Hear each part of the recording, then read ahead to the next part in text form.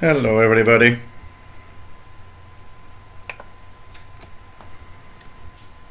And we are live once again. And everything looks fine. So I'll put that here. Here we go. The start of the show.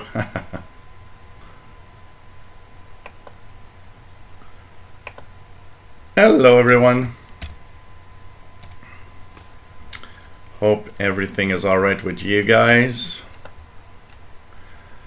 And here we go. Hey everybody, welcome aboard. This is the tech show, the live tech show. And basically we are at show number 116. And we are May 10th, 2018. This is a show about technology. We talk about the tech news and, of course, answer some questions. And, of course, we're here every Thursdays, 3 p.m. Eastern Time, and that's equivalent to 1900 hours Universal Time. And I hope you enjoyed today's show. So, hello, everybody. There's a very nice chat room. Why not join in? I've got my flavored water here. I've got kind of a sore throat or something, so I'm kind of probably gonna have to drink a little bit of water today, a little more than usual. Boo, flavored water.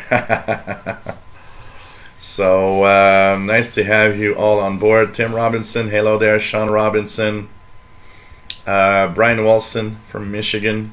Zach Antle, hello there. Of course, Tim Robinson from the UK. David Walker, nice to have you on board. Patrick Manny, Albert Zappa. We have Douglas Elliott. Nice to have you here, my friend. Anybody else that I've missed, say hello, please. Always nice to have all of you here.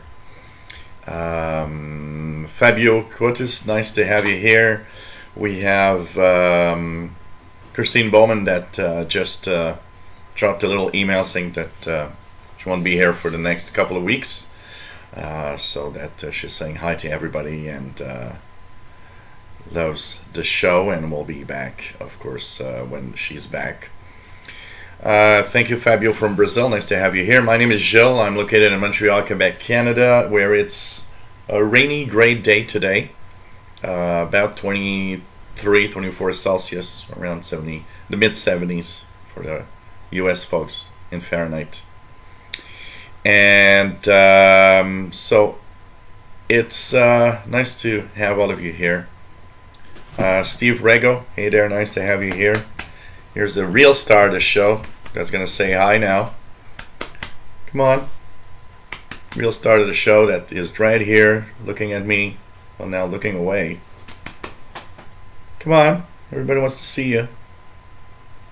Honey, looking like, you know, half. He's kind of half asleep. Come on, honey. Is he gonna make it, or he's not? Yep, yes. Here we go. Mr. Paul the cat is now here, saying hi to everyone. So I hope you guys enjoy that. With Mr. Cat here. Always lovely, beautiful Mr. Cat. You can see his little eyes. He's kind of sleepy. He was sleeping, but every time I start talking when I do a live show, for some reason, he has to come over and say hi. So nice to have all of you on board. Hope everybody's okay. Hey, Gripple Pearls. Nice to have you on board as usual. I love you all also. And nice to have everybody here. It's pretty cool to hey there, Bobby Burgess. Nice to have you on board. So today we're going to talk about, of course, tech news. We start with the tech news, a little bit of tech news. Then we have some questions that we'll try to answer. And it's nice to have everybody here on the show. And of course the real star is here, so I could now just leave Paul over here you'll all be staying. I'm sure there's maybe going to be even more people watching. So it's nice to have you here. I was intrigued because something's happening on the other side of the door. So always cool to have all of you here, by the way. And you're not a ghost, Bobby Burgess. I didn't see your name while going through the list of names for some reason. So we're gonna talk about all of this. It's nice to have everybody here. Of course, part of the show is thanks to donations. So if you can spare a little something, you can help me out with PayPal or Patreon. And basically this has helped me continue through 2017. Monetization is of course a little better, basically this is better monetization so for 2018, so at least that's happening and helping me out, because 2017 was so crappy that I had doubts into what I wanted to do and continue doing. And of course I want to thank everybody that have donated. It's much appreciated. And if you've never donated before, why not do a little something? I really should have shaved, eh? My beard is like all scratchy weird. Really need to shave. Sorry guys, I will not do it again in front of the camera. Well, I might do it again. I'm kind of, shave when I one day I look at myself in the mirror and I'm like, I'm gonna shave now. So nice to have all of you here, of course, as usual. Pretty cool. Thanks for those that have donated, and for those that have never donated and like the show, want to do a little something. I had a nice donation this week from somebody that watches the show. He's never in the chat room, but he's watching since the beginning, and he wasn't able to. It's a nice story. He wasn't able to donate because he didn't have enough money, and he had a good amount of money from something that happened to him, and he said, well, the first thing that I wanted to do is give you a donation, since now I can. It might be the only donation I ever can give you, but because I have a little money now, I thought, well, I gotta give this guy a little something, because I've been watching him since the beginning, and he's just great and love all the shows. And he follows me here on the tech channel, follows me also the radio channel. So it's nice, when you see that and you have somebody saying, hey man, this it's just cool to hear, that sometimes people think about you saying, hey, I can do it now, I'll do it. Okay, hello everybody. First news item I've got is ZTE. So of course that company's got battered bad, by the US government. Green 9227, hello there, nice to have you here. So, okay, the story goes that, of course, first of all, they were... Actually, there's no proof. No real proof. But US government suspects ZTE of spying through his devices. And so they banned it from, government use. Then, with all the things and the US government saying, well, you shouldn't use ZTE devices, they spy on you. Some carriers started getting a little kind of like, thinking again, and well, maybe I shouldn't, we shouldn't sell these. And so that was the next step, and then there was the last step where the US government actually banned the ZTE from buying any parts from US companies, like Intel, for example. So that created a real big problem, because now it means that their supply of parts is getting kind of complicated. So finally, today they decided that they're going to shut down, for the most part, their operations. That they just haven't, the resource right now to do anything. They also, you know, we were talking about it. I think it was a news bulletin last week or 2 weeks ago. They were kind of thinking of doing their own chips and stuff. But problem is, you can't say you're going to make your own chips and have chips a month later. Apparently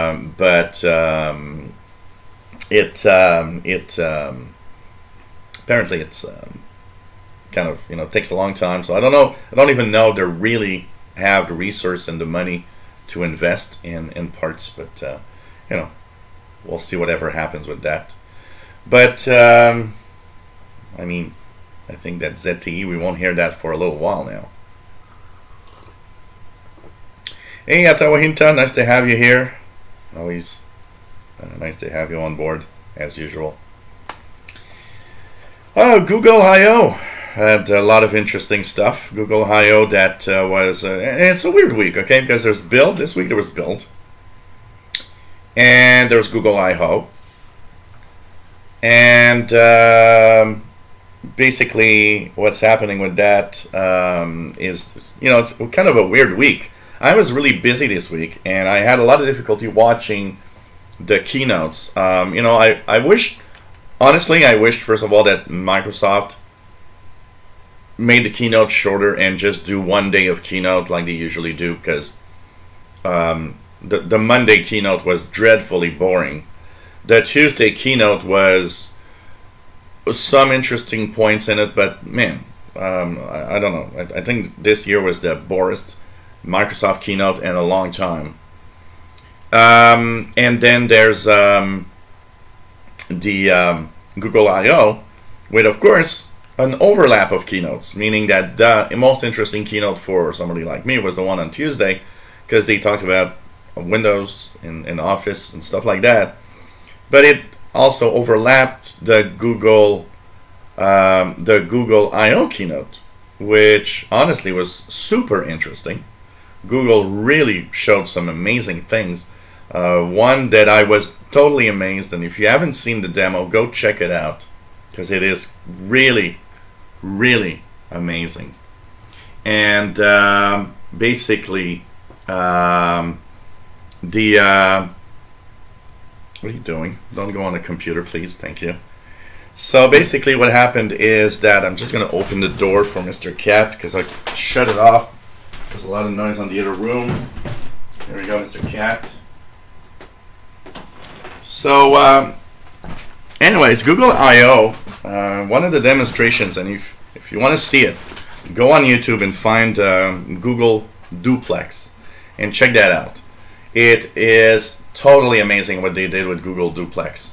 Basically, I'm choking with my, put one button too high, I'm choking. So the Google Duplex thing of having Google Assistant call a restaurant for reservation or you know, whatever, and they even showed how it can handle a difficult call. They called one restaurant, I believe, where it was kind of really complex, and the person at the other end was not, you know, speaking well English, and it was kind of complex to do something. Wow, that thing amazed me totally. I mean, it sounds natural. It sounds not only natural, but wow, the flow in the conversation was so cool. So cool. I was totally amazed. So it's just crazy what they were doing. There was a Google News thing that was interesting, because they're really concentrating on making that better. Really was an interesting part of it. One that also made me really find it cool. No, it was not Brian, and he actually stated on stage these were actual real calls that they had made and recorded, and that they weren't tampered with or anything. They were absolutely real calls in real time, showing you the details, and they mentioned it many times. So it's kind of interesting. Douglas, by the way, the Google Lens is not available for every type of phone. It has specific phones where it's not available. For example, It's unavailable on Samsung Galaxy phones. I don't know why, if it's a need for specific hardware or something. They had a list of phones where it's available, so some phones, some Android phones don't have it, Douglas. Yeah, Brian, he mentioned it twice, or at least 2 or 3 times, because he wanted to make sure, that we really understood that these were the actual real calls made, and they weren't tampered with. They really mentioned it. I think he wanted to really make us understand, look, this is a real deal. This is the real thing. Look at how advanced we are now. Because it was amazing. And you know, it's easy to think, well, maybe they were tampered with, or they did it in a way that it looked. But it's actual real calls, apparently. Yeah, that one I loved. When they call for was it a haircut? I think they call for a haircut, and the voice says, "Oh, do you have?" So, you know, the assistant asks, "Do you have a place for, you know, a 1 p.m. appointment on Thursday?" And the woman at the hair salon says, "Oh, 1 minute just 1 minute while I check." And the Google Assistant says, "Mm-hmm." It's like, what? That was just crazy. Everybody started laughing. It was just like, okay. It sounded very natural, human, like, it was just crazy. So that demonstration was just amazingly cool. And no, the Google is not telling that it's a robot or anything. The only thing that it will do is you will give the name and everything, and apparently, I'm going to try this out. Honestly, if it works here in Canada, one of the things I want to see, I will actually do a real-world restaurant reservation just to see if it works. I will actually do it, and not only that, I will actually, if that could work here, I will actually do it and record everything so that you guys see the result. It's just crazy. So yeah, you know, Patrick, there was some funny, because you're talking, are we getting that lazy? I think it's nice for not necessarily being lazy. I think it's nice because sometimes we have a hard time taking, having the time to do something. I sure do have a lot of difficulty finding time to do things from time to time, almost every day. Now, okay, a reservation isn't that very long and that time consuming, but why not? If the assistant can do it, why not? It's kind of cool. But there was a lot of reports kind of showing off, well, that I think is a bad idea. It's making us lazy, and we're going to do less and less and ask robots to do our everyday work. It's just crazy. So it's just nuts. The other thing that amazed me there is the use of the camera with augmented reality to basically have more idea of where you are and what's happening. So the first demonstration that was really nice, it happens to me from time to time, and it maybe happens to you. I'm somewhere that probably, best example, about 2 weeks ago, I was downtown Montreal in an area that I don't know. I almost never go there. And basically, I always use Google Maps. Google Maps is something I use all the time on my phone because you're somewhere you don't know where, or you don't really know. So I actually was looking for a specific restaurant. I was with a couple of friends of mine, and we were looking for a specific restaurant that we've seen before, but we weren't sure. We knew we were in the vicinity of the restaurant. We didn't know where it was located.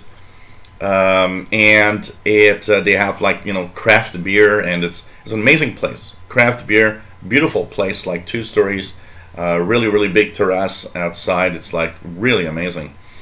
And we had seen that this winter, and when the beautiful weather came, says, you know what? Now's the time to try our restaurant we've seen last winter.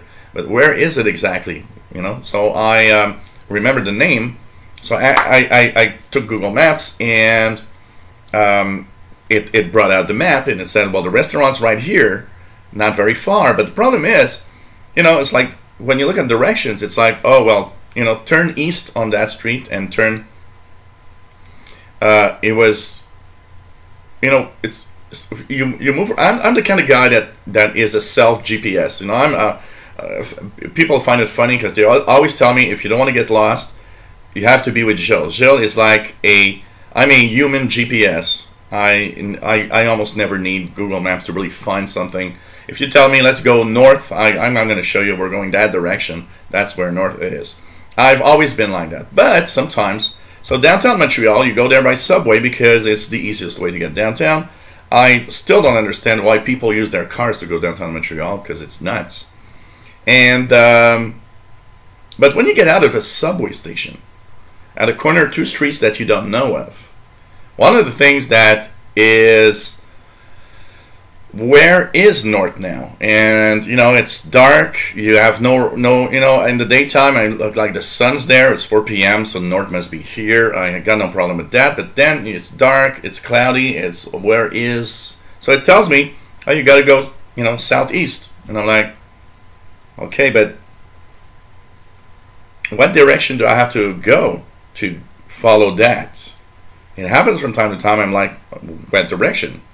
Well, what they were showing here is you use the AR from the camera, you point a building on the street. It uses a mix of the Street View, Google Street View. So of course, for that to work, it means Google Street View needs to have passed on that street, because if they haven't, then it doesn't work. And it identifies where you are, and it puts little arrows in the picture in the camera that says, oh, you gotta go that way. And I found that really cool because it was like, oh, this is nice. This is nice. So kind of found it really, really nice. Tech Guy for Life, hey there. So, you know, that was nice, and you know, that's something that's going to help me tremendously when occasions like that happen. And I thought the announcements were cool. That thing with the handicapped woman that uses like Morse code, so she can do dots and dashes by moving her head with the little things on the back of her head that she pushes, and helps her you know, kind of live a normal life, as you know, as much of a normal life as possible. So a lot of things, self-driving vehicles and stuff like that. That's going to be interesting. Partnering with, I believe it's Texas, where there will be a fleet of these cars officially. That's going to be interesting. You know, self-driving cars are something we talked a lot about. There's kind of actually a slowdown in the self-driving car thing because of you know, what happened with Uber. That you know, the self-driving car that hit a woman and unfortunately she died. And now we learned that the self-driving car software had a bug, so the car actually saw the human and decided to just continue. Maybe it's, you know, maybe it's the start of Terminator. Maybe that's how our version of Terminator is gonna happen. We'll have self-driving cars smashing into humans all the time. and you know, you get into the self-driving car and it's gonna say kill all humans, just like Bender in the Futurama. So anyways, lots of interesting stuff, and lots of very, very cool thing. Yeah, the medical field, lots of stuff happening there. A lot of companies are working on medical stuff, by the way. There's the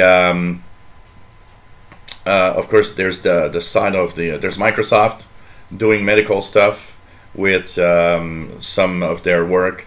Apple is working on a lot of medical stuff using, you know, their iPhones and stuff like that. And there's the and of course Google working, and you know, that's really, really cool to see all of that. It's really cool to see that there's something happening. So you know, so yeah.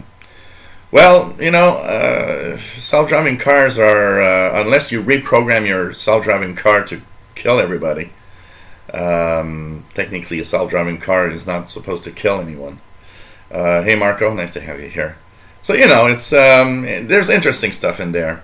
and I think it's the future. And honestly, I had a bit on this on the tech news today.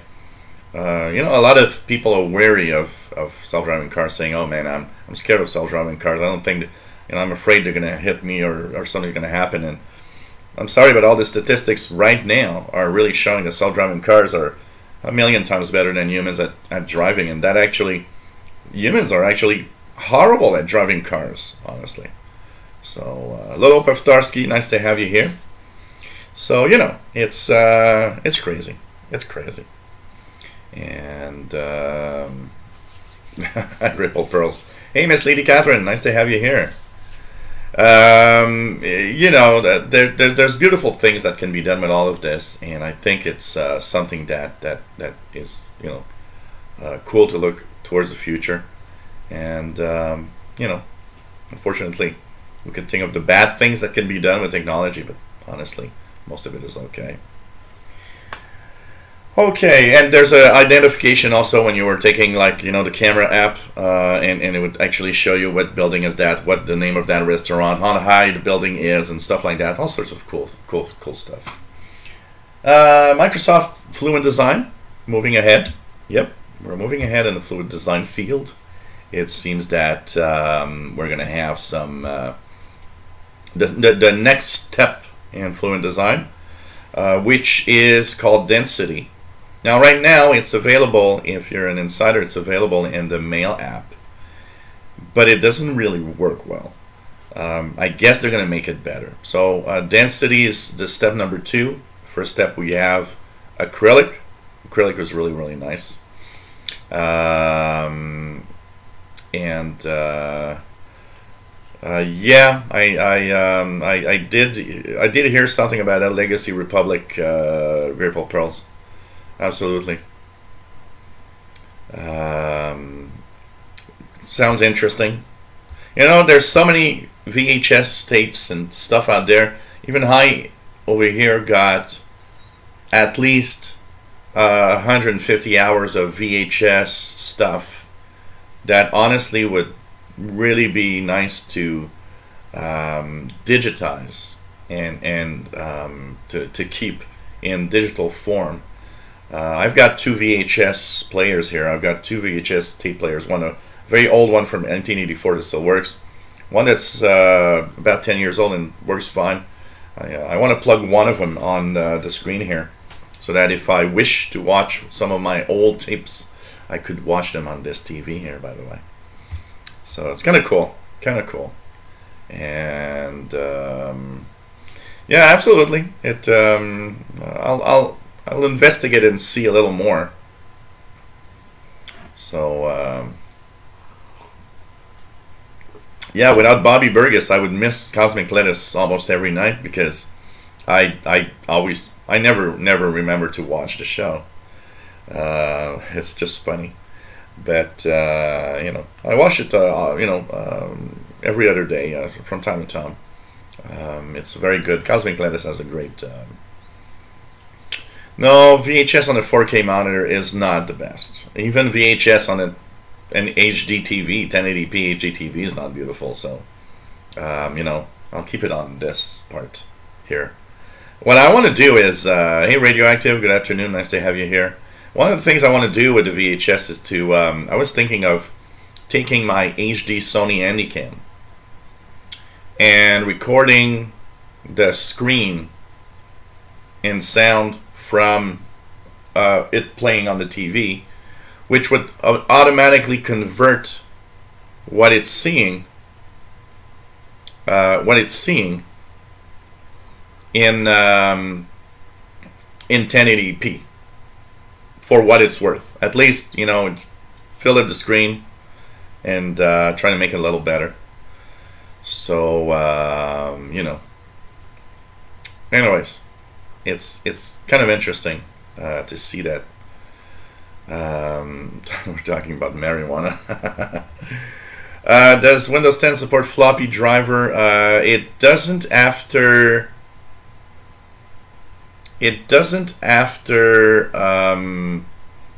I believe stopped the support for floppy drives. Be careful, guys. They did stop support for floppy drives. I think was at the fall creators update. It doesn't have a plug-and-play USB floppy possibility after its creators update or fall creators update. They've dropped support for that because they just like said, look, come on, floppies, really, in 2018? I've got one here. I've got a USB floppy.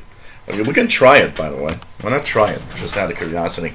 Let me just find the drive. So we'll see if it actually works. Okay, guys? Let me just check if I can find a floppy drive that I've got. And if I can, we'll try it out. We'll try it out. And of course, now that I need it, I don't seem to find the floppy drive, which was supposed to be somewhere here. So I can't really find it, guys. I'm so sorry, because I wanted to try it out for sure. No floppy here. No floppy here. No floppy here. So I guess I can't find my floppy drive right now. So sorry. I wanted to try it out. You just check if it's not down here. Sometimes I misplace stuff. So no, can't find my floppy right now. Because I do have a floppy drive lying around somewhere here, a USB one. But I don't seem to actually have it around. Really sorry about that. If I can, I will test it out, but I do believe they actually removed support for floppies somewhere in the creators update. Yep, they kind of said, "Whoop, okay, no more floppies. Who cares about floppies?" I can't seem to, unless it's here, but I don't think so. I don't find my floppy drive. It's not in the shelves here either. What the hell did I do with my floppy drive? Can you tell me what I did with my floppy drive?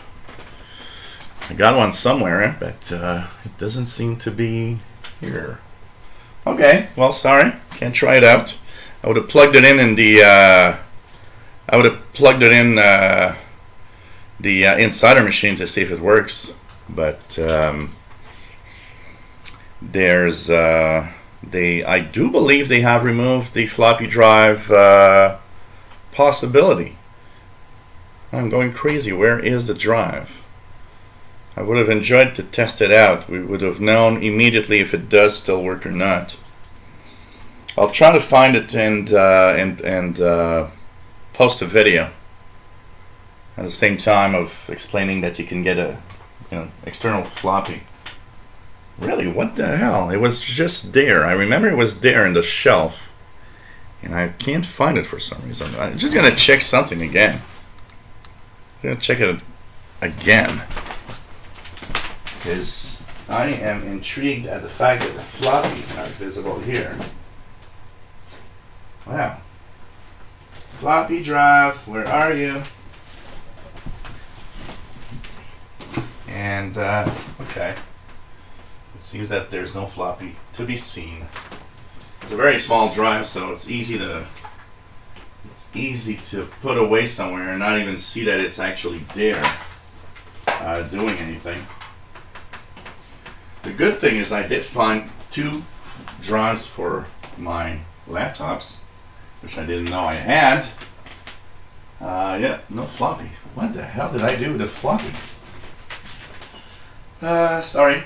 I'm coming back to the show. For some reason, my floppy drive is not here to be seen. Okay, so anyways, we'll not know right now.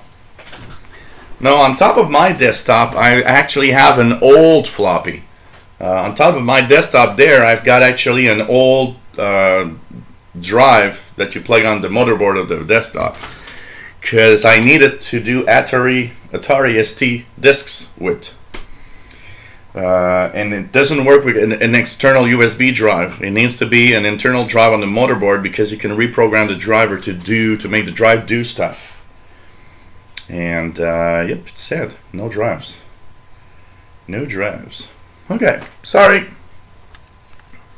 So anyways, we were talking about material, the fluent design with density. Density is having a scalable app.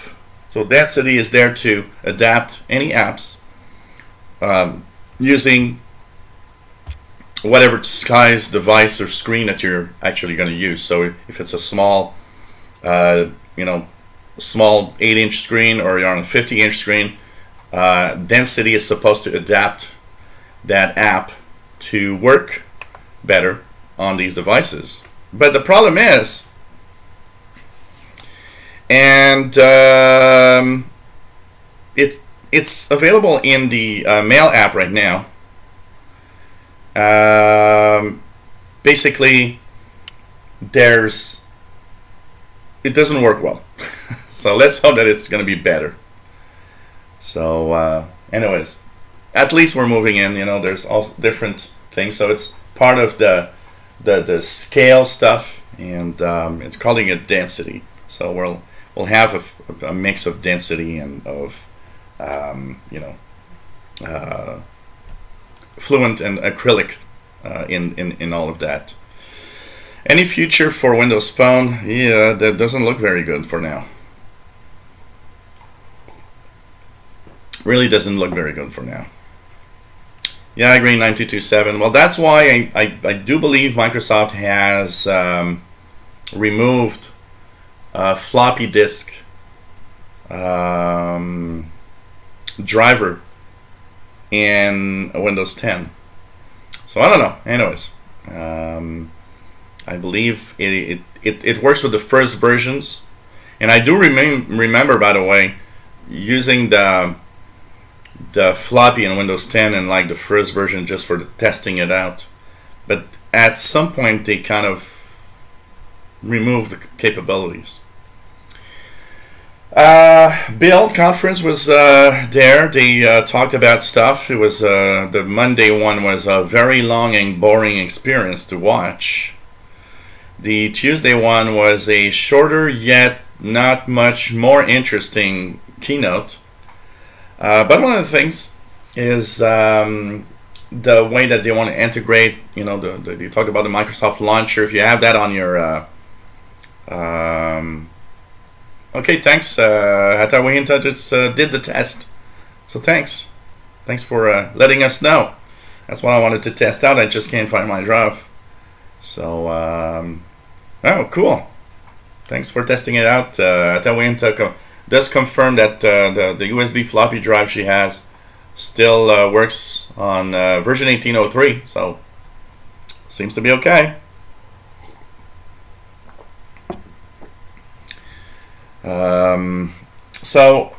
There's a lot of demonstrations being done about. So first, one of them was of course, the Microsoft launcher, which will add tons of capabilities for those that have an Android phone. If you haven't installed the Microsoft launcher, you're missing out on what is the best launcher for Android. I mean, I am a sucker for Microsoft Launcher. I don't want anything else on my phone. Of course, on a Samsung phone, you get that Samsung crap experience that I don't like. I remember on my S7, I had moved to Google Launcher to try to have it better. It was kind of okay. But I gotta say, Microsoft Launcher on Android device is beautiful. It's beautiful. And it is just great to have the Microsoft Launcher. Plus, it displays beautiful pictures every day. A different picture that is just amazing to see. It has tons of things, and the launcher gives you all sorts of capabilities with the Cortana stuff, with also the link between Cortana and the computer, Windows 10 computer. So when you get a phone call, your computer will display a notification of the number of text messaging. And now they're actually adding timeline. So timeline will be in one of the next versions, It doesn't seem to be on my launcher yet, but there will be timeline capabilities on your phone, and the timeline will sync. So you'll also sync with the Windows 10 timeline that you have. Now, I guess we all have, our favorite assistant. I find Microsoft Launcher is the best assistant, especially if you're using Windows 10, because of all the capabilities of sync and integration and all of it. But everybody has its own opinion of what they like as a launcher. It all depends what you're going to doing. Absolutely. So, anyways, they were talking about things like that, integration with the possibilities of apparently eventually mirroring your screen even on your laptop or desktop Windows 10 PC and having interactions with it without even picking up your phone. They did a demo of that. It was kind of interesting and cool to see. I don't know. It's going to be interesting to see what it comes to. And of course, really nothing much in the way of Cortana or all of that. They've kind of not talked about it much. They really aren't focusing much. They talked about sets. One of the major differences in what they talked about this time, because one of the things that we all agree on, previous keynotes from Build, oh, look at this, we have sets, we have timeline, we have this is coming in the next version of Windows. And then you get to the next version of Windows and it's like, well, none of that is there. And you said it would be. This time around, they showed stuff with sets that were really cool. Obviously, the sets version he had was more advanced than ours. And he didn't say, oh, in the next version of Windows. He said, eventually. Maybe it's going to come.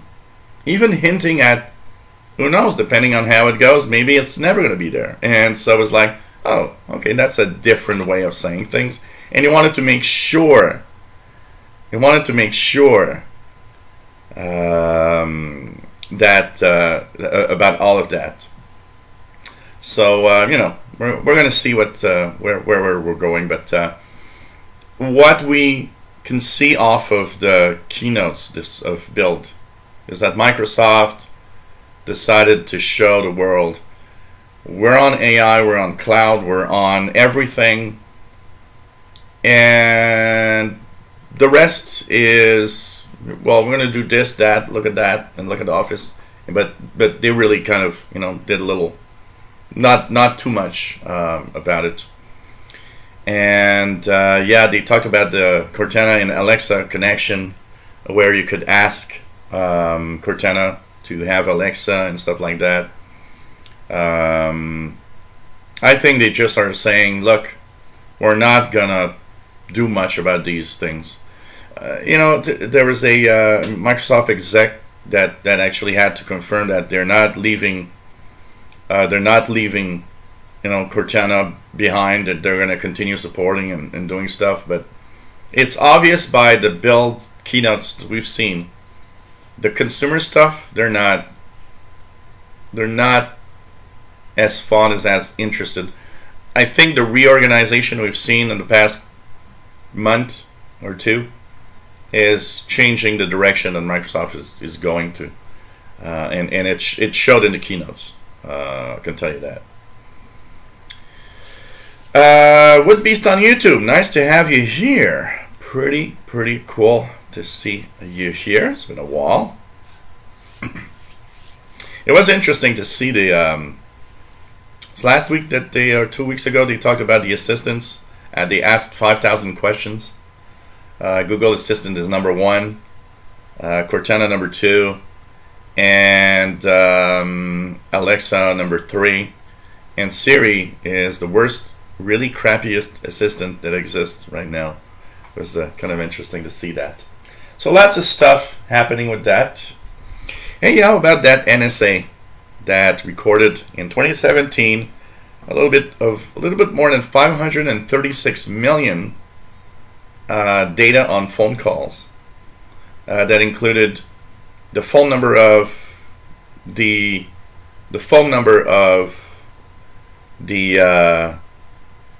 the caller, the phone number of who received the call, and the duration of the call. Now, no personal data in there, but I've got to wonder, 536 million. It's just crazy when you think about it. All that data they're getting from people that you don't really know what they're gonna do. Bigsby versus Siri. This, I would say, Bigsby and Siri are the two crappiest assistants that exist. I actually have. I will do a video because I want to, on the S9 Plus, you've got that Bigsby button right here below the volume.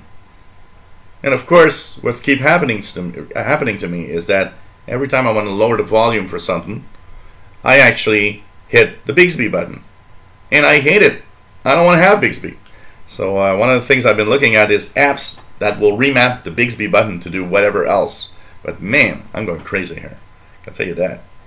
I wish they would put the volume down button on the Bigsby button, and I wish they would let us do whatever we want with that button. I mean, Bigsby, come on, okay? It's totally nuts. So, anyways, NSA spying on us as usual.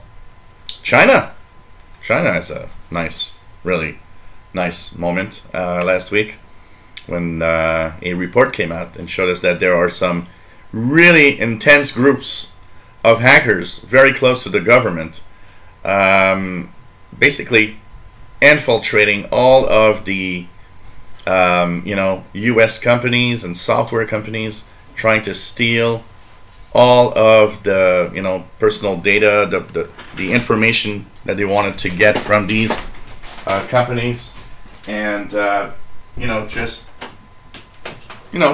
basically just stealing all the personal, all the sensitive information that these enterprises had, including gaming companies, software companies of all sorts.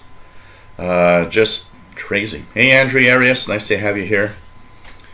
So I guess Chinese hackers are hot at work, doing a lot of things. The General Data Protection Regulation, the GDPR, we see that when they talk a lot about it, and it's actually impacting a lot of companies. It's impacting almost everything we'll do on the web. Every big major company is, they're mentioning what they're going to do. Facebook mentioned that they're going to move their servers from Europe to somewhere else because they just want to make sure that they can't spy on or whatever, can't have to change the privacy settings or things like that. Yet it's still having an impact on Facebook, the way it's going to work. It's having an impact on everything. And one of the things that is interesting about which is interesting about that GDPR is that there's a lot of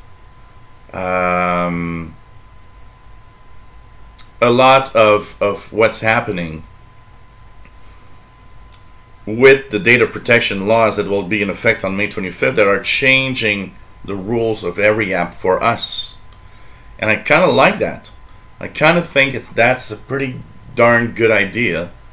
And because they don't want to obviously do an app for North America and an app for Europe, or they're just, that regulation is actually helping everybody, even people that are not in the European Union, because all the companies are just changing their ways to make the snooping of our data, personal data, more of a problem, more difficult, and you gotta abide by the rules. And I think that's a good thing, Lady Doris, nice to have you here, and cool to have you watch live. Hope you enjoy. So that regulation coming into effect soon, I think it's really, really nice. YouTube, how about the numbers? I mean, 1.8 billion active registered users every month. I mean, wow, this is crazy. And you know, we've been talking about YouTube for a while. We've been talking about YouTube. You know, a lot of people are mad at different regulations, different things. I mean, their artificial intelligence, their AI, and they talked a little bit about that at the Google I/O keynote. Removing videos and it's crazy. You know, it's kind of, you know, they're fixing it through it, because I look at just my own videos. There was that period of time in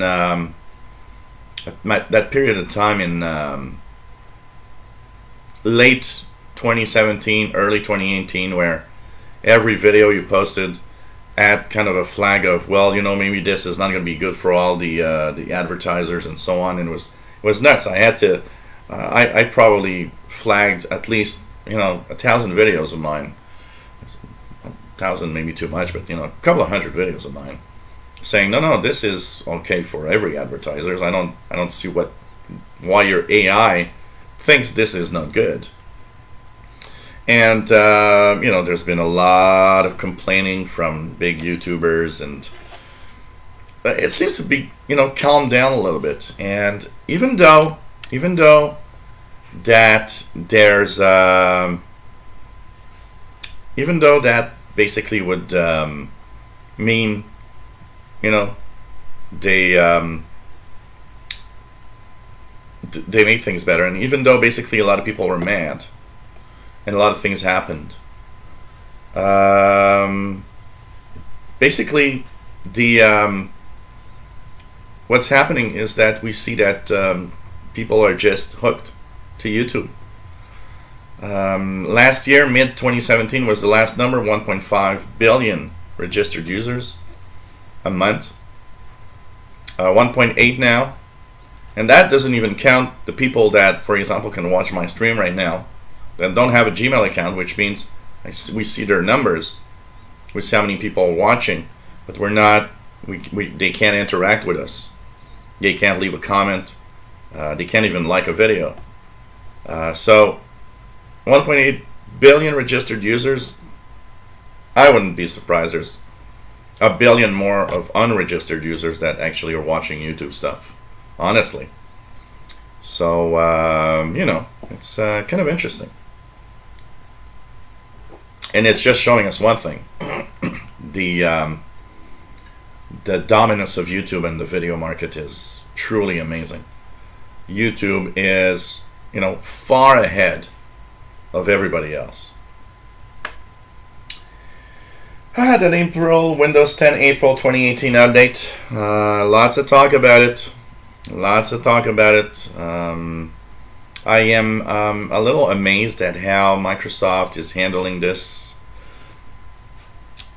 Kind of not really telling us anything. Not telling us, oh, by the way, that yeah, we know that there's some problems with you know, the April update and so on. As if they can't even see that something's wrong for a certain number of people.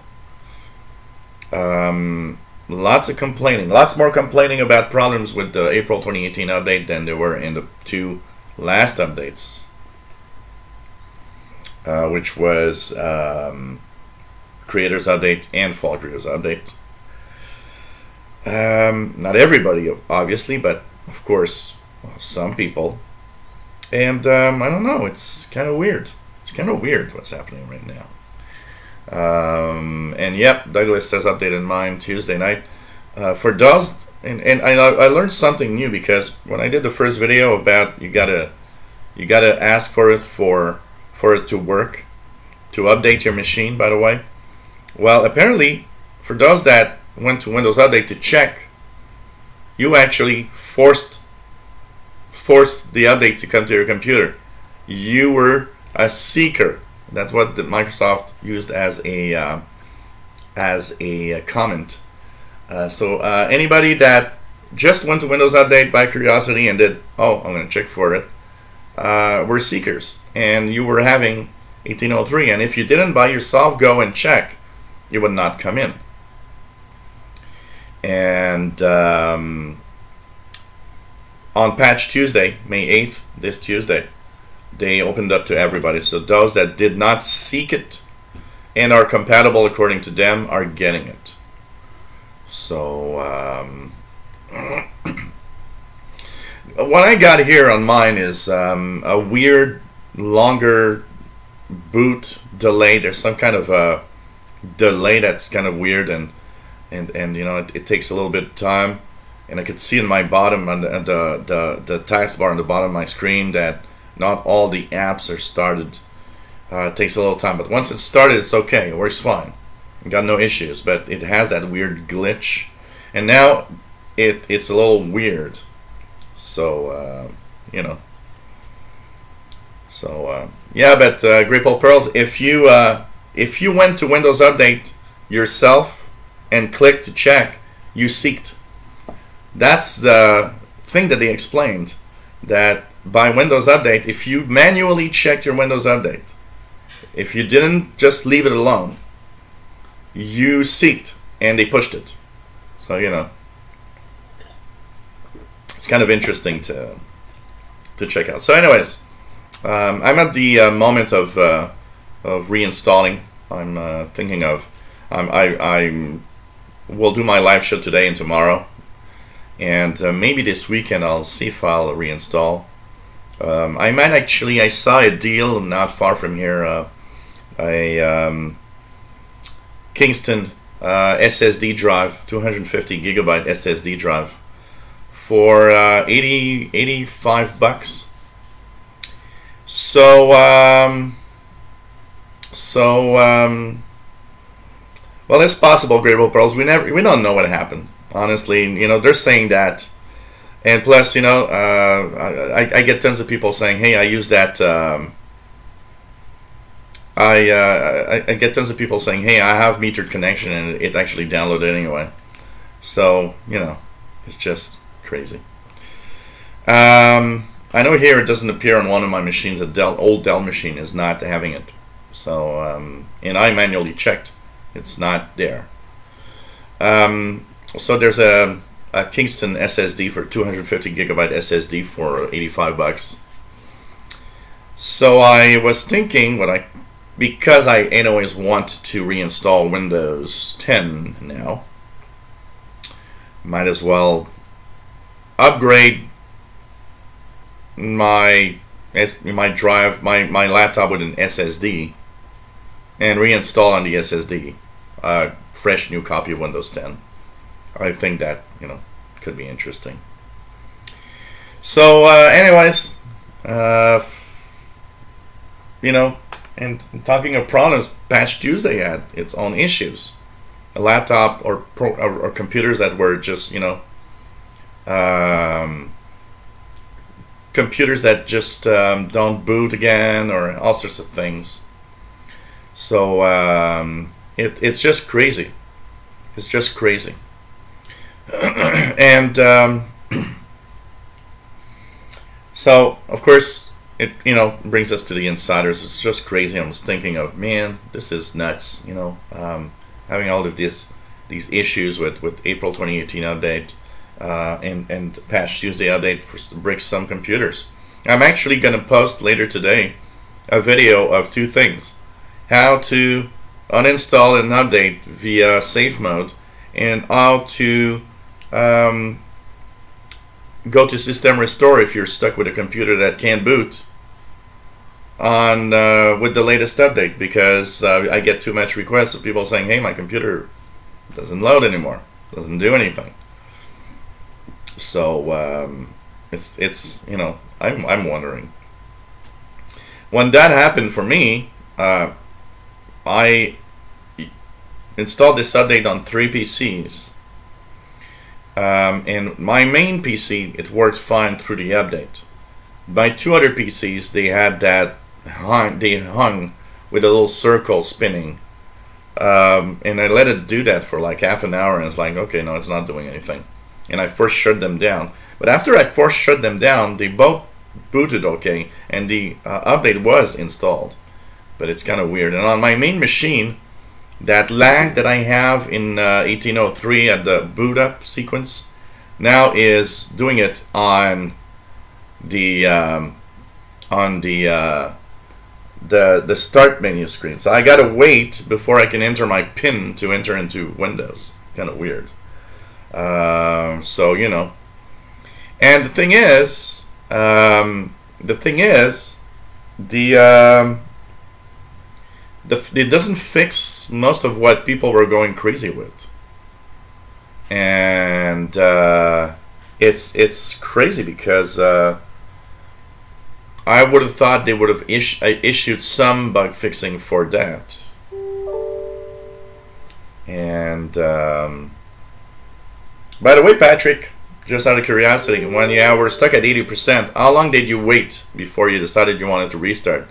Because you know that there's a known issue, and for some it takes more than an hour before it can move on past 80%, or in some cases it's 100%. My insider machine here, it took at least 45 minutes, 50 minutes before it moved beyond 100%. It seemed like to do nothing. So, and anyways, you know, it's kind of interesting. But did you wait, just by curiosity, Patrick, if you can tell me if you how long you waited before you just decided, oh man, I'm gonna try it again, just out of curiosity. So DH Jam 1, hello there, nice to have you here. So you know, it's weird. I mean, there are things happening with the latest update that I am starting to wonder what is wrong with the insider team, because obviously something's wrong.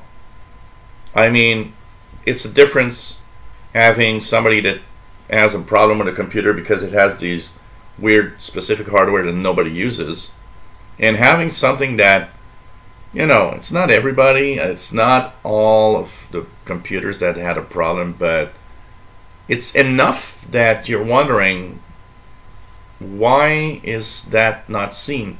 Even worse, on the Patch Tuesday updates, what's interesting is that they're saying there's no issues, no known issues. I can send you a lot of comments that I got here that, you know, I should actually do. You know what? I thought about that the other day. I don't know how long you can put a post. There must be a limit of characters, but I should post a feedback hub and say, well, according to my YouTube channel, look at all these people having the same problem. Not, you know, not 100 people having 100 different problems. 100 people having the exact same problem. Something's wrong, you know. I don't know. It's nuts. Plus, that Patch Tuesday update is extremely important. 2 critical flaws already exploited by bad guys that really, really need to be patched, because you are at risk. I don't know. I sometimes wonder.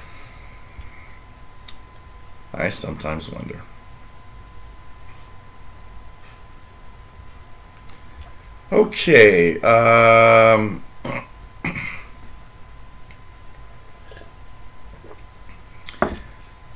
What else do we have?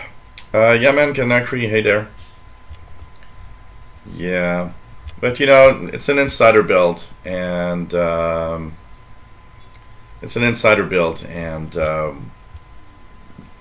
thing is you know, there are some problems in the insider builds. There are some issues in insider builds. It's part of, you know, an unfinished piece of software. So, yeah, for some, I saw a few people saying that the install took an eternity to go through. So I don't know. It's kind of weird. Douglas Elliott says mine seemed to load twice. Maybe it had a glitch and had to restart the install. Douglas, I've seen that once on my insider machine. Taking you know, like an update going, and then seem to kind of start back at 0, even re-downloading it. I was thinking maybe, you know, it could be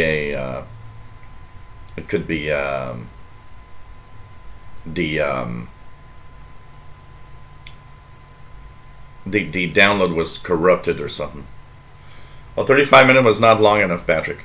If you had left it alone, I'm pretty sure it would have updated and continued. What else do we have?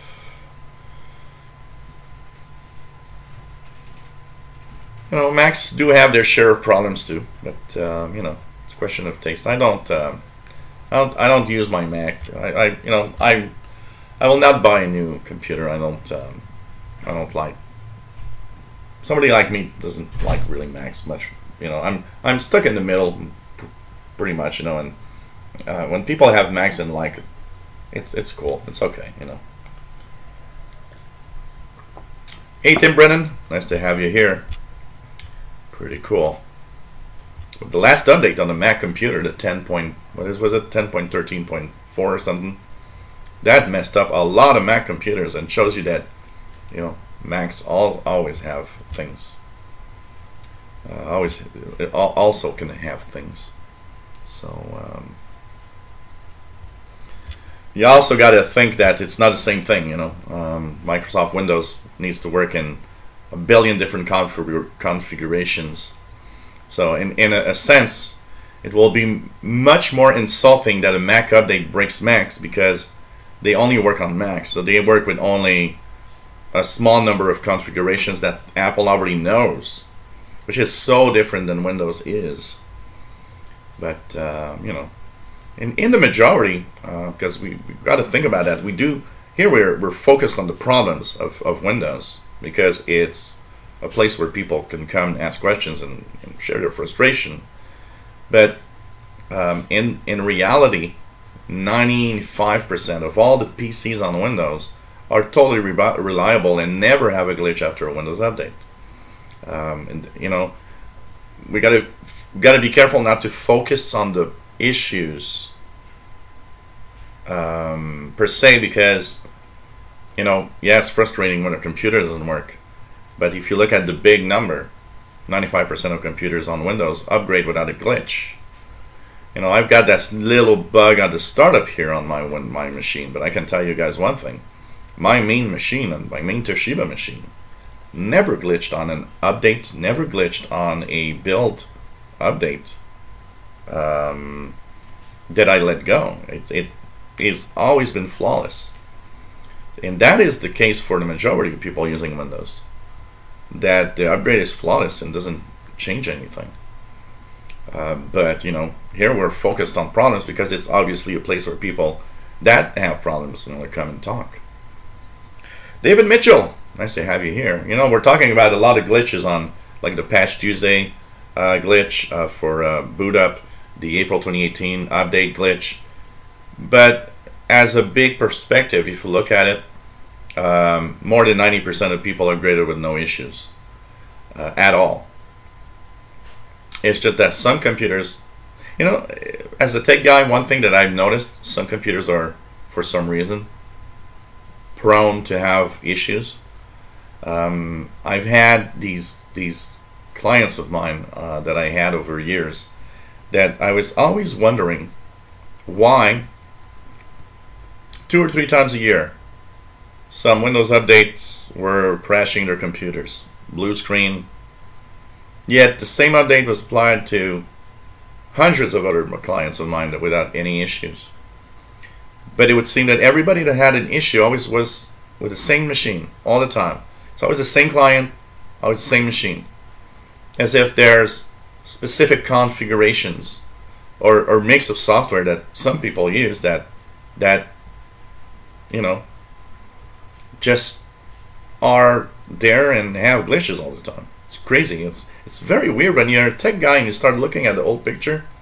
You start looking at it and you're like, wow, this is weird. I don't know how many times I've had clients with regular problems and thinking, whoa, why is that machine always creating problems every 3 or 4 months? I don't get it. It's so weird. Sometimes you start thinking, well, maybe it's the mix of hardware, you know? So, Yeah, it was long, Patrick, but honestly, it's an insider build. It's part of, they're testing out stuff, they're changing things on the install works and all of that. You can't complain, even if an insider build would take 24 hours to install. It's an insider build. It's not a real Windows world. We're in another category of people. And if they have to fix a thing, and means that Windows Update takes 15 hours, it's 15 hours. It's the way it works.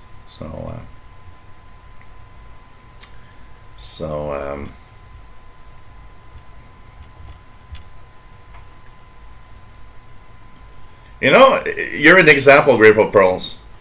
Just by the types of problems. For example, you cleaned up with the disk cleanup. Well, your recycle bin is unaffected by a disk cleanup. But yet, you say, hey, it's not there anymore. It shows me that your computer, Grateful Pearls, and with all the things that you mentioned over, you're in the exact category of what I say. Some people have one machine that does these weird things all the time. And you're an example. It's impossible that cleaning with the disk utility removes your recycle bin. But it did disappear. You are obviously without a recycle bin. And it's an example of what the hell. Your OneDrive in File Explorer should not have disappeared. It's something else happened, and it's not the drive cleanup that did it. Something else happened. And you're in one of the categories I was just explaining. Some people with a specific machine always have these glitches, and you're wondering, what the hell does that machine do when there's an update or when there's a change or when there's... I have people that I remember fixing the computers, and they have regular problems, and they're like, wow, I'm getting tired of Windows with all the problems that I got here. And, I'll always go back to yeah, you got problems, it's obvious, and you're frustrated, and it's obvious. But it's always the same machine. I had clients with 3 or 4 different computers. And I remember one specific client, the guy was good with computers. He could most of the time repair stuff himself, but he was always telling me, okay, I got a Windows update yesterday, yeah. Well, out of my 4 PCs, 3 are fine, no issues, but that HP machine is blue screening now. And you would fix things, and we would reinstall or we would do changes. But he would call me back 4 months later. Oh, by the way, on my 4 machines, when there was this new thing yesterday, 3 machines are okay, but that HP machine is freezing, having weird error messages. And sometimes, and most times, I always thought, you know what? It has to do with a mix of hardware. It has to do with something the computer itself does. And it's easy to blame Windows because we always, that's what we have in front of our face. But as a tech guy, I can tell you guys that 99.5% of all the problems on a computer have absolutely zero to do with Windows itself, but are due to other factors, other things that makes your Windows freeze, your Windows crash, whatever. And it's of course it's driving people nuts, and it's totally normal. And I've seen that with people that were saying, well, you know what, I had tons of problems, and one day, because there were clients I was saying, you know what, I don't know what's happening with your computer, but your computer, obviously there's something weird with it, because it crashes or it does things when there's updates, and it's weird. And sometimes some of the clients bought new computers, and suddenly with their new PCs, 0 problems. I remember one client that I went there maybe 10 times in a year and a half. And after a year and a half, and my suggestions that something's definitely weird at your PC, because it's not normal that it does that. And we couldn't pin down anything. Would try, sometimes I'd have test hardware. Sometimes I'd tell a client, look, you know what we're going to do? We're going to change your RAM and test it out with RAM that I know is good. And in a couple of weeks, I'll pass by and we'll see if you had glitches or not. And they would still have glitches. And there's sometimes I think a mix of hardware. is creating problems with Windows. And I remember that client not calling me for like 2 years, until suddenly, because she did something on the web, she got a virus she couldn't get rid of, and she said, oh, by the way, I haven't called you in 2 years because I bought a new PC, and that new PC and never had any problems with updates with anything. I'm calling you because I did something wrong and now I got a virus, because obviously you were right. That machine was crazy problematic. And it's weird. There are some things like that that you just can't explain. I can tell you that. It's just crazy. It's just crazy. You seem to have some machines that are more prone for problems than others. Time for Poop OS. Yeah, time for Poop OS. So, you know, it's just crazy. I know the recycle bin is no longer there. It has nothing to do with this cleanup. And that's the thing. That's the thing. If you want to have it back, by the way, you can go to your settings. Grapple Pearls. You go to all settings. In all settings, you'll go to personalization. In the personalization, you'll go to themes. And on the right side of your screen, you have something called desktop icon settings, just under related settings. Desktop icon settings. You click there, you'll have this little panel. It says desktop icon settings. You choose what you want to have. Recycle bin probably doesn't have a check mark anymore. Put check mark there. If you want to have other things, network, user files, computer, all of that, put the check marks in whatever you maybe lost. But I tell you, I know, and I do believe you totally that it's gone. I believe you totally that it's gone. But it is not due to the disk cleanup.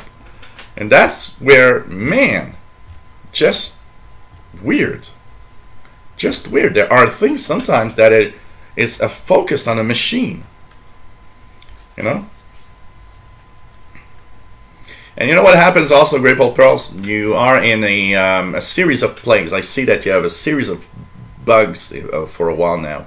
And that's why sometimes one of the things that you got to understand is maybe you're in a Windows operating system that has, after multiple updates, gotten some weird problems in it.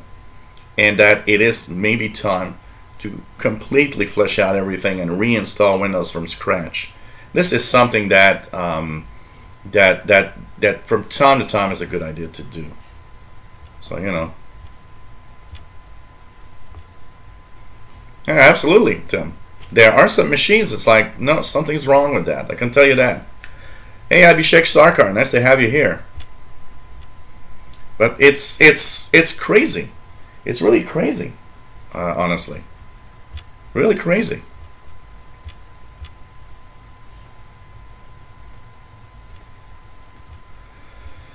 Ah, man, pretty crazy. Now, registry cleaners do nothing. I'm not a pro. I'm not a absolutely not a I would not use any registry cleaner. They are, for me, they are software that are useless. You know, I think she needs that thing I would try. If I lived next to Grable Pearls, I'd go and reinstall from scratch or Windows 10. Just crazy.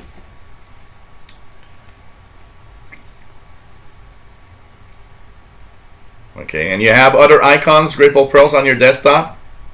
I mean, you have other things that you see on your desktop.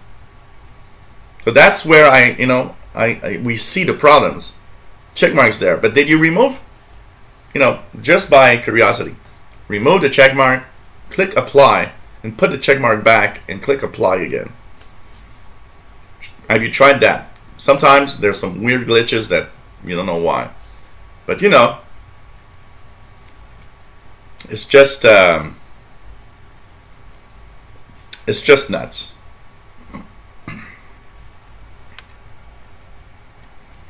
It's just nuts.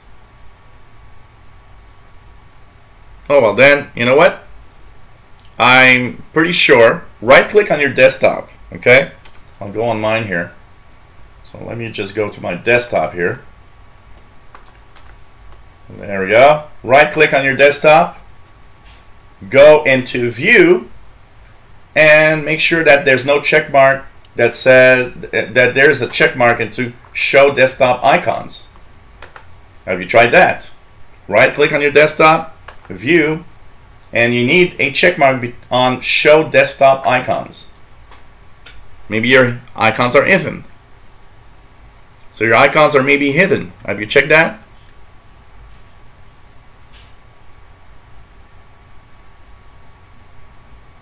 Yeah, some texts absolutely have great stuff, but even that, there in the registry, I never, you know.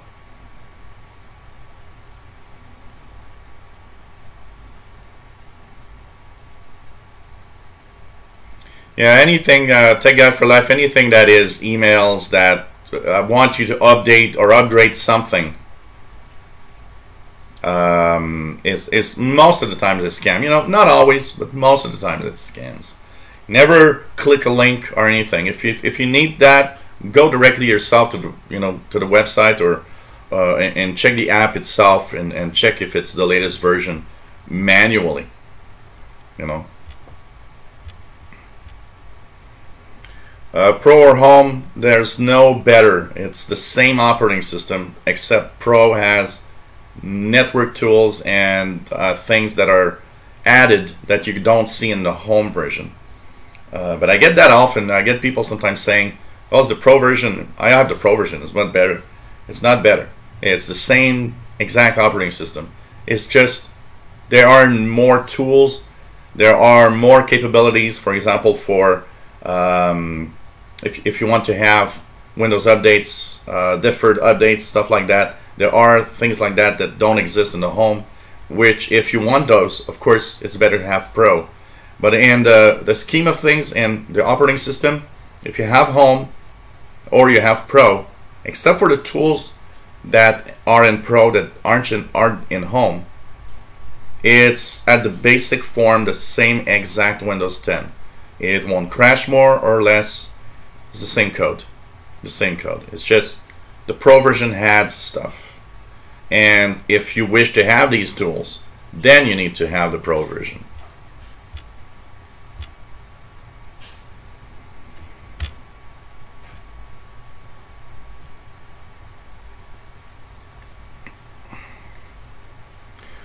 What do you mean by not applying in 1803? The pictures you put on the lock screen, or what exactly?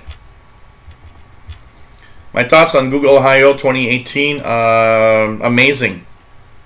Amazing.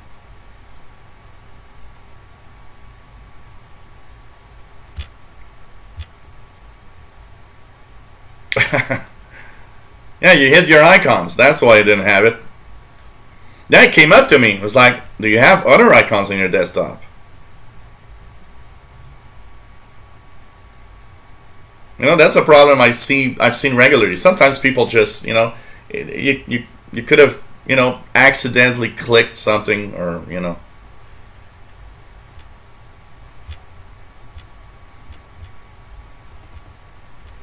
But still, you have some weird things happening. That's definitely, you got some weird things happening. So, anyways, Google I/O, lots of interesting stuff there. I think of all the keynotes, this week there was one keynote to look at, and it was the Google I/O one. I'm still amazed. I don't know if we can... do you think... I don't know.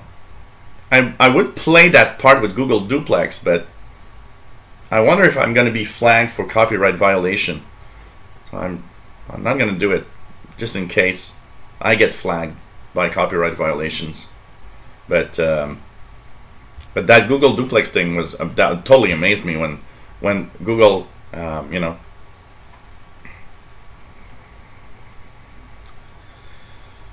Do you have OneDrive appearing first of all in your File Explorer, Grateful Pearls? Are you sure that it's not collapsed? There are little there's a little arrow to the left of OneDrive in the File Explorer pane, if it's pointing straight at OneDrive, it just collapsed the thumbnails. It has to point downwards so that the thumbnails actually get expanded.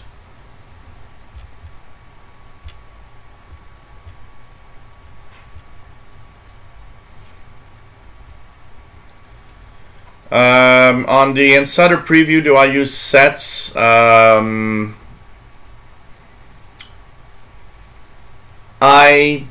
can't see. I don't use it now because it's incomplete and it doesn't work totally like I want. I can see the usefulness. I mean, in the build conference, they've shown the ways that they can use it and have sets flow from, you know, things that are all related to each other with different apps in the tabs. I thought, yeah, that could be very useful. I think sets has an immense power. I think sets can really do something amazing when it's going to be done right. Because yes, sets will actually change the way you work in Windows. Absolutely. And I think that will be something to look forward, because it's really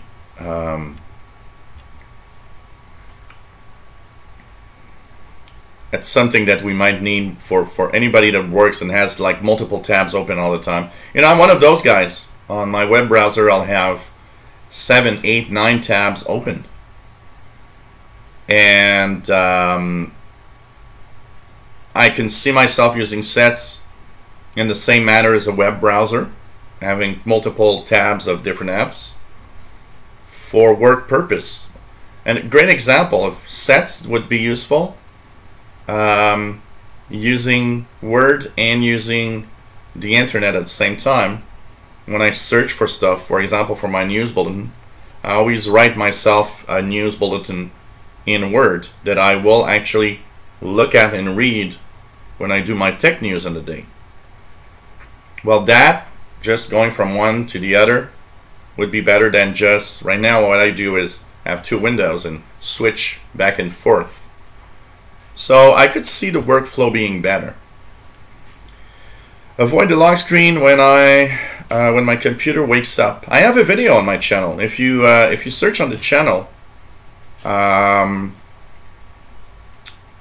type lock screen, and you should have one of my videos is explaining how to avoid the lock screen and how to avoid it when the computer falls asleep. Hey Farney Jr., nice to have you here.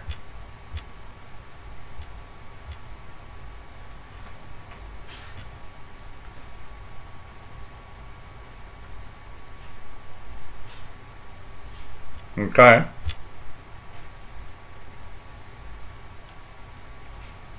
That is weird. So you have the folder but not the thumbnails. Yeah, that's basically it. There's an option for show thumbnails, I would guess. Let me just go here for a second. When you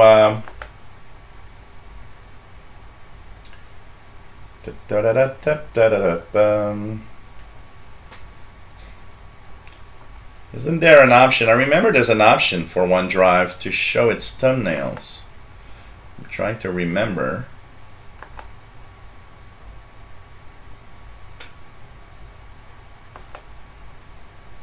So you got a folder, but you don't have the thumbnails. Oh my, huh.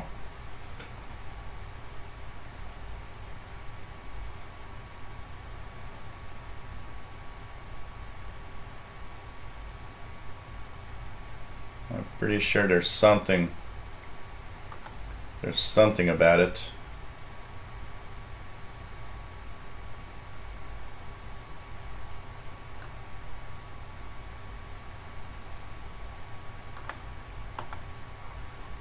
Because there's a way to show the thumbnails when you're on that folder. Like there's ways to do to show the thumbnails.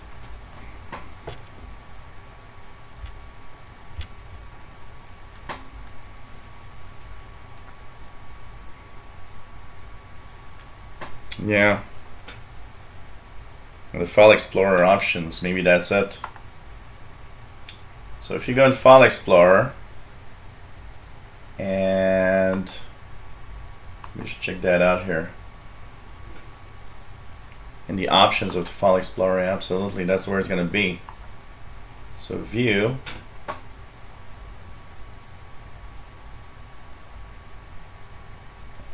Thumbnails,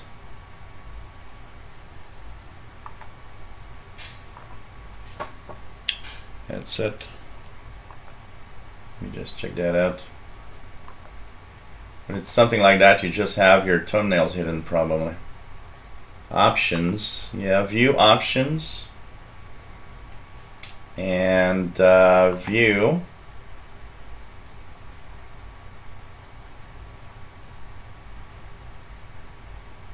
Yeah, you need to go to the File Explorer on the top. You go into the View panel. In the ribbon, you're going to have Options. And in the Options, in the View, Advanced Settings at the bottom, you have check mark. It says Display File Icon on Thumbnails. Make sure that the thumbnails are on. That could be a good video, by the way, for those that have lost the thumbnail stuff. It's in there. Folder Options.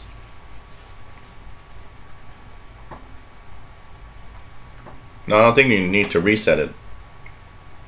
But did you go into the options in the File Explorer? Paul was there at the beginning of the show. Now he's probably sleeping in the bedroom. Didn't work. Okay. That's weird. That is weird.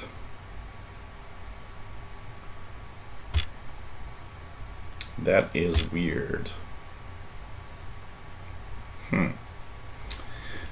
Just gonna check quickly. Tommy says hello to everybody.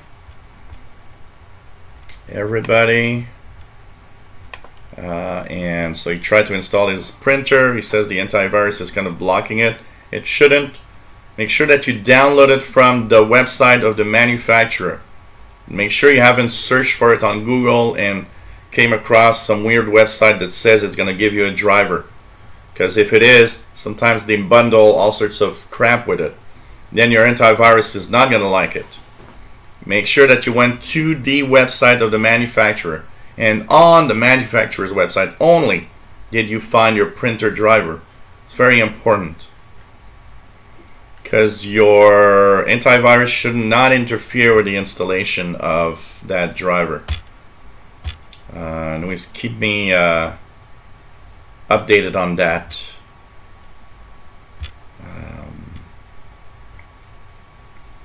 For sure.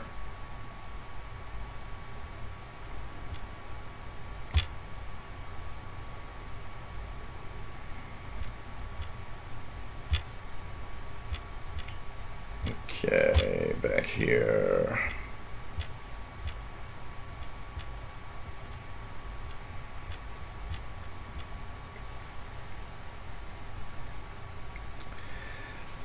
That is something that is impossible to answer like this when you don't see the computer, Farney Jr. You know, anybody that will tell me, you know, oh, I got a blue screen, or oh, my computer locks up,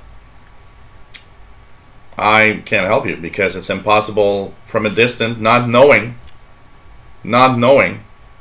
what you know, what the computer is doing or what the problem is. You know?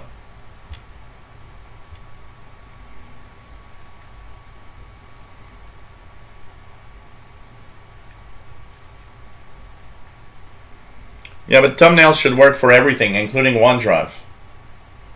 Thumbnails, it doesn't differentiate if it's OneDrive or not. It's just what File Explorer is showing. So it should show thumbnails. That is interesting. That is interesting. I haven't even checked my OneDrive in 1803 here. So if I look here, Ah, that's interesting.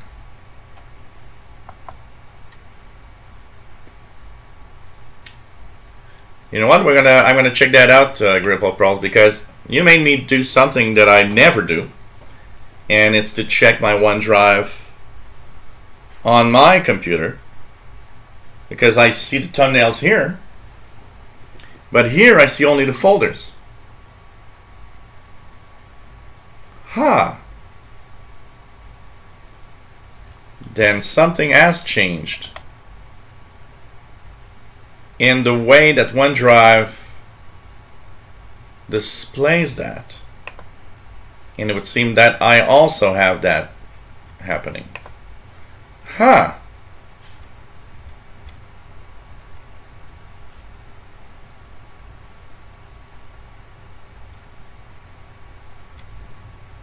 Now I seem to have the same thing happening here. That's interesting. Huh. That is interesting. So on the Insider machine, I see my thumbnails, but in my main computer on 1803, I do not have my thumbnails. So I will have to look at this mystery now and let you know my my fix once I find it. Huh. That's interesting.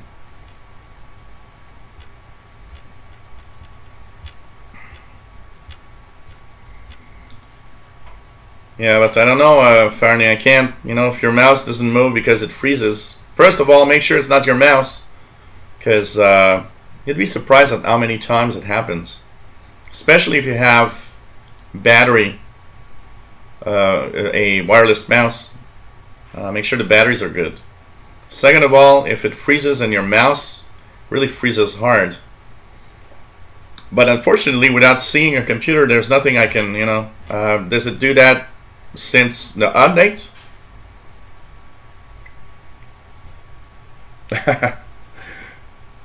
Well, I wouldn't call that a problem at Awinta, because honestly, it could be just a change that Microsoft has done. I don't consider losing my thumbnails a problem. I consider losing my thumbnails of, okay, maybe they changed something, which I put it in a different category.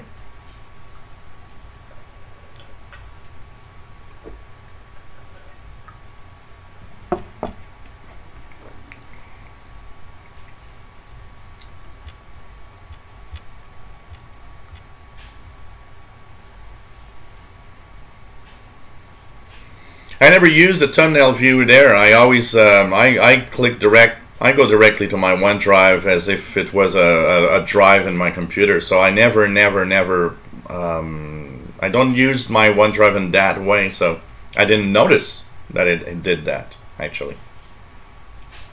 That's interesting. Well, unless you pay for a license, Green 9227. You can't move to Windows 10 Pro. On a PC that's already on Windows 10 Home, it's going to say it can't activate.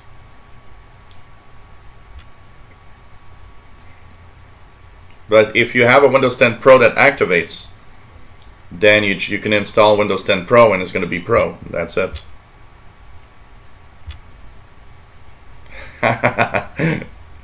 No problem at the winter. As a tech guy, I've seen so many things, so many weird things. You would be amazed. Yeah, you don't have to reinstall if you have a Pro license. You can go into your if you type activation in your Windows in your Cortana search box, you click change product key at the bottom. And it's going to detect that it's a Pro version, and it's going to upgrade and give you all the capabilities. Or else, if you have a key and you want to reinstall fresh, clean install, and you just put your Pro key, Pro license. And once it's going to activate it for the first time on that machine, it's going to say, okay, pretty cool. Yeah, but the problem, Patrick, it's not the USB SDR thing is not a problem with the update. It's a problem that Windows redetects the hardware and always puts the drivers that it has. The ones that it knows is the best. And because the USB SDR driver is unsigned, it is an unsigned driver, Windows doesn't think it's a good driver for the device. Because you got to understand that the SDR driver is forced upon Windows. Because Windows doesn't want to have that. Windows doesn't want to use that. Windows has its own driver for that SDR. So, you know. Yeah. A few times with Beast on YouTube. It is something you got to do, Patrick. You have no choice. Windows will not leave it alone because it doesn't think the driver's good. It's not, you know, technically it's not a Windows problem. Technically, is that the driver that's installed for that SDR, it would need to be passed through all the process of being accepted and verified to make sure that it's a trusted driver. And then it will always stay because it would be part of what Windows considers a correct driver when it detects. It's a very, very unique thing to have that USB SDR thing, and that's why it always, you know. Yeah. Well, that's weird. I don't have any issues with SDR Sharp, honestly, at all.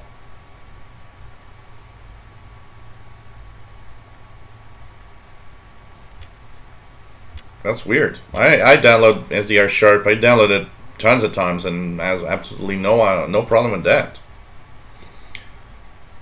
Where does it say a virus? Is it your?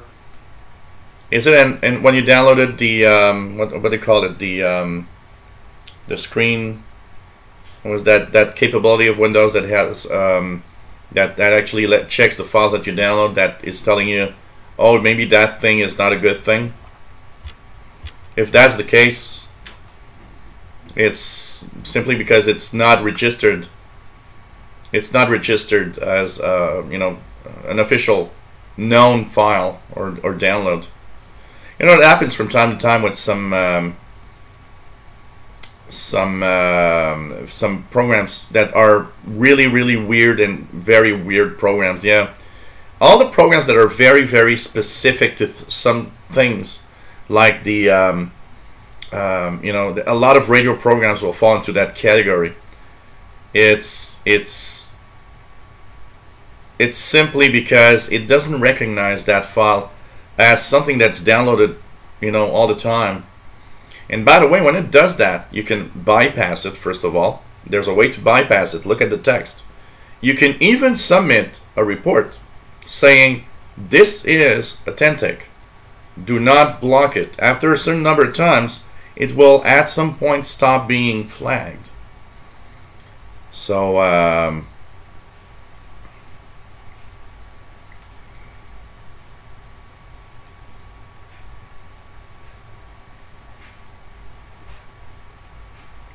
actually, if you have a 1 on the OneDrive, it means that the same thing is there a second time.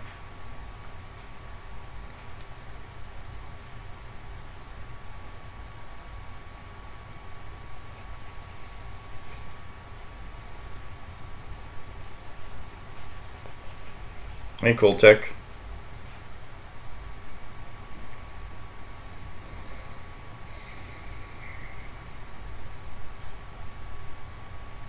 Okay.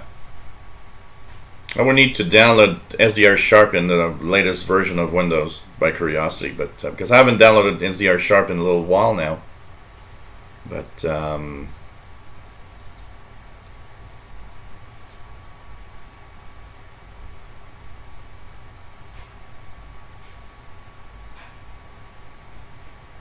okay, something has changed or has updated, or I don't know, Grapple Pearls. That's kind of weird. That's kind of weird. Because they might have rolled on a OneDrive update with the latest version of 1803. That's a possibility. They've updated OneDrive So you might have a second file with a 1 because it's the same install name, but it's a new version maybe. Matteo Cirillo, nice to have you here. So you got a PC with no issues. Cool. That's what we want to hear. No problems. So hey guys, I'm gonna turn things down because I need to prepare myself. In 15 minutes we are going to be in the Insider Show. Hope you enjoyed today's show as usual. And I'll be checking that out, Grapple Pearls, for the thumbnails in OneDrive, see what's gonna happen. Like I said, you know, it's maybe not a problem, but just that Microsoft, you know, Microsoft has a way of doing things like that. One of the things that I've noticed as a tech guy very often also is that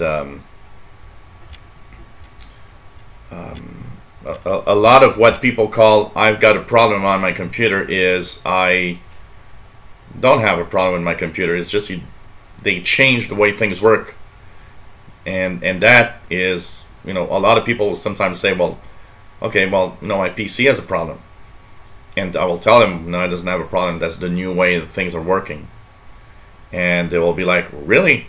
Well, I don't like it. And it's like, yeah, but there are things sometimes that they change, and you're mad because they changed it, and it's like, well, yeah, but you can't go back. Because now, you know, forward from now, that's the way it works. And I got to say, sometimes there are some things like that that are just crazy, you know. So take care, everybody, and yeah, but I don't think it's a problem, and that's the thing, Grapple Pearls. A lot of people are experiencing that. It might not be a problem. It might just be that there's a change, and you know, it's crazy anyways. There are things that change sometimes that are just crazy. Anyways, I'll check that out and try to do something and see what we can check out. So take care. Take care, everyone. Always nice to have you on board. Batshit crazy. You know, there are things that Microsoft does that does, yeah, drive batshit crazy. You're totally right. So take care, everybody. We'll be at the Insider Show in 13 minutes from now, and always nice to have you here. Take care, everybody. Love you all. Always nice to see all of you, and familiar faces and familiar people, and new ones. And by the way, we beat a record today. We actually reached 62 viewers at one point in the live feed, which is truly amazing, and maintained ourselves at above 40, above 50, a good chunk of the live show. So it's going to be interesting. No, John Golding, it's not on this channel. Tim, can you link to the Insider Show so that Mr. John Golding can join us in 12 minutes time, please? You would be a great person. So yeah, I saw the counter move up to 62, which is our record for the live show, for the number of people watching. So this is pretty cool. Yeah, I'll do the video, Grapple Pearls. I'll have to go in the registry though.